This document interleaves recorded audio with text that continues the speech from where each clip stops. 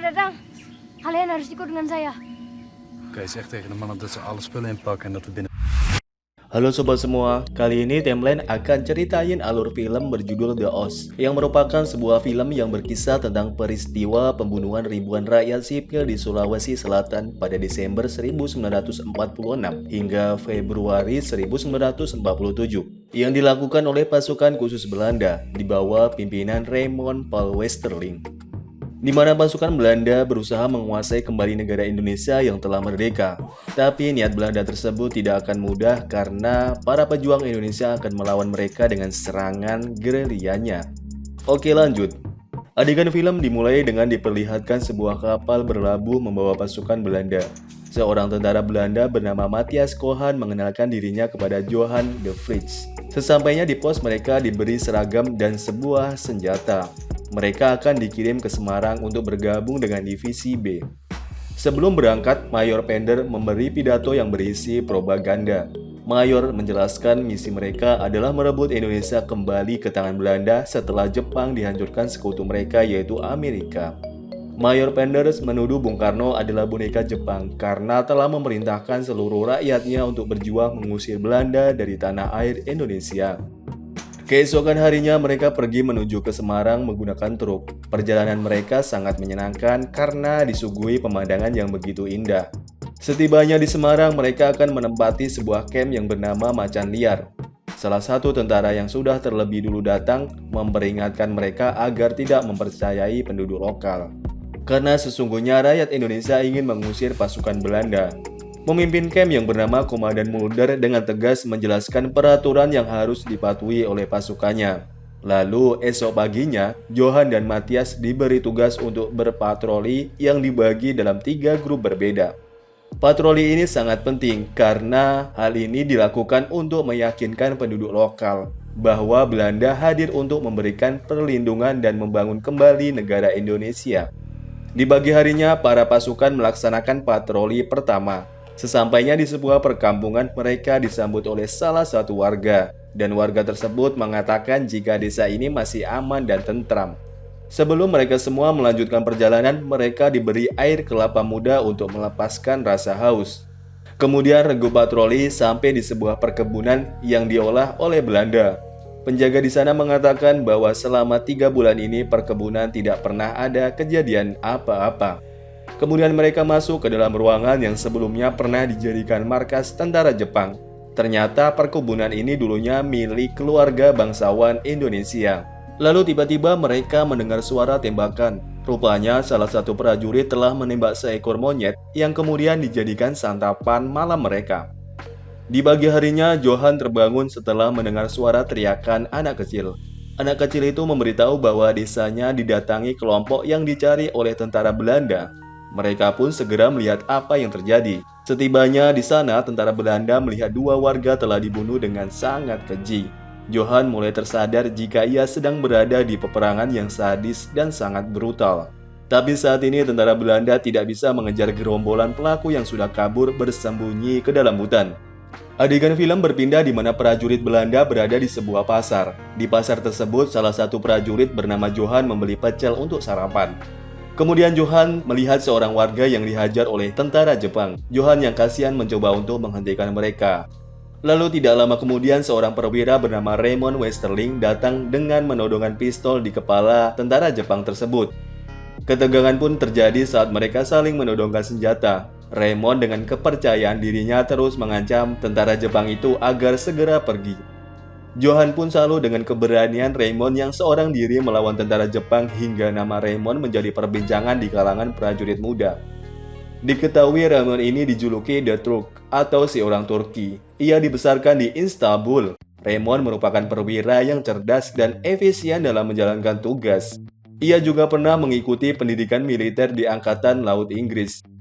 Singkat cerita, ketika malam tiba, Johan dan teman-temannya sedang menikmati minuman dan menyaksikan pertunjukan seni budaya. Suasana malam yang semakin hangat membuat mereka ingin mengunjungi area bercocok tanam dan Johan memilih seorang gadis yang bernama Gita. Esok harinya, kelompok Johan dan Matthias berpatroli di area persawahan. Johan berusaha mencari tahu keberadaan pejuang gerilya Indonesia. Tidak terasa mereka sudah berpatroli selama 3 bulan, tapi mereka tidak menemukan petunjuk lokasi para pejuang Indonesia. Pejuang gerilya Indonesia menyerang bagai hantu. Mereka menyerang tiba-tiba kemudian menghilang tanpa jejak. Prajurit Belanda terus berpatroli sambil menikmati indahnya pemandangan alam Indonesia. Tanpa tersadar, mereka tersesat. Lalu Kopral Culen memutuskan semua prajuritnya untuk menyeberangi sungai dan tiba-tiba para pejuang Indonesia menyerang di saat yang tepat.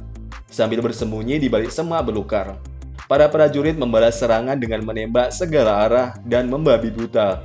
Akibat tembakan itu, Werner mengalami pendarahan hebat dan ia meninggal dunia. Karena serangan itu membuat mental mereka semakin tertekan dan jatuh. Singkat waktu mereka pun teler di sebuah bar hingga Matthias menghina Ratu Belanda yang tidak bisa apa-apa ketika Nazi menculik keluarganya. Tapi seorang laki-laki yang tidak terima ratunya dihina, ia marah lalu menghajar Matthias dan perkelahian antara mereka pun tak bisa terhindarkan. Hingga kemudian petugas datang dan menghentikan mereka. Sementara Johan pergi ke tempat Gita untuk bercocok tanam.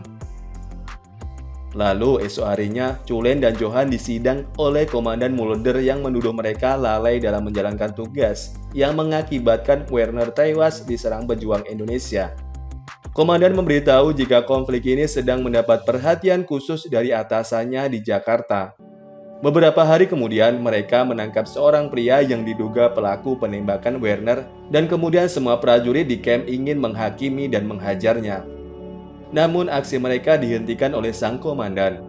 Tidak lama kemudian, Raymond datang untuk menginterogasi pejuang itu dengan menyiksanya agar memberitahu keberadaan kelompoknya. Meski disiksa hingga menjerit kesakitan, pejuang tersebut tidak memberikan jawaban. Lalu dengan lantang menyuarakan Indonesia merdeka. Keesokan paginya, salah satu warga mendatangi camp. Maksud kedatangannya untuk meminta pertolongan, di mana putrinya telah dibawa oleh para pemberontak. Ia memberitahu persembunyian Laskar Gagak Hitam yang selama ini meneror pasukan Belanda. Akan tetapi Komandan Mulder menolak karena lokasinya sangat jauh dan menurutnya ini sebuah jebakan.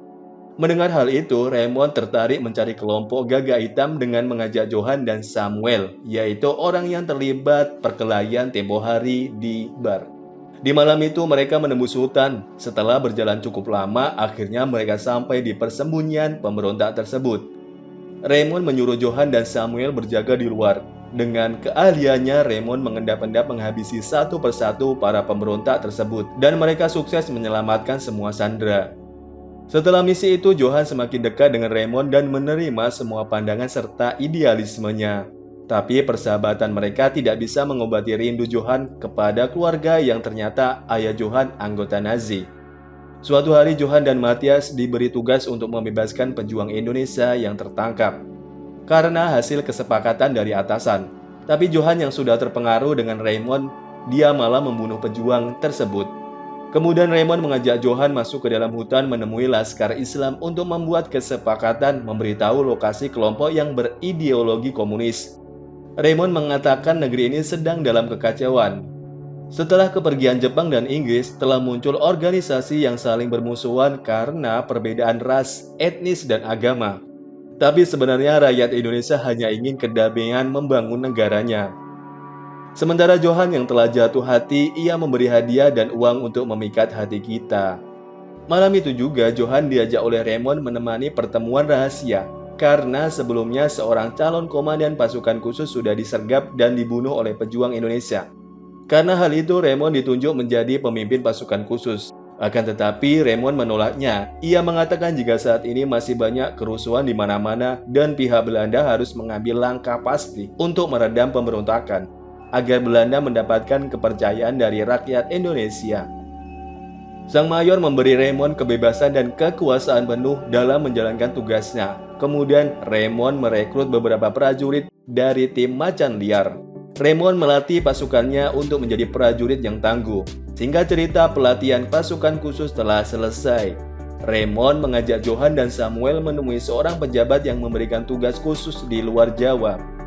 Raymond menyuruh Johan agar bersiap-siap karena mereka akan berangkat esok hari dan tidak lupa Johan pergi ke rumah Gita untuk pamit sekaligus bermesraan. Tapi yang ia dapat hanyalah kebohongan. karena selama ini Gita sudah memiliki calon suami.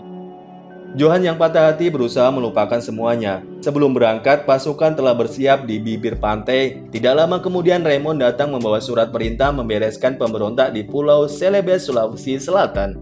Singkat cerita, mereka telah sampai di Jalan Celebes. Lalu mereka bergerak menuju desa Lisua yang diduga tempat persembunyian para pejuang yang mereka anggap teroris. Mereka langsung mengobrak-abrik rumah, lalu mengumpulkan semua warga di tanah lapang. Kemudian datanglah Raymond dengan membawa 15 nama yang dituduh sebagai teroris. Raymond menyuruh warga maju ke depan jika dipanggil namanya.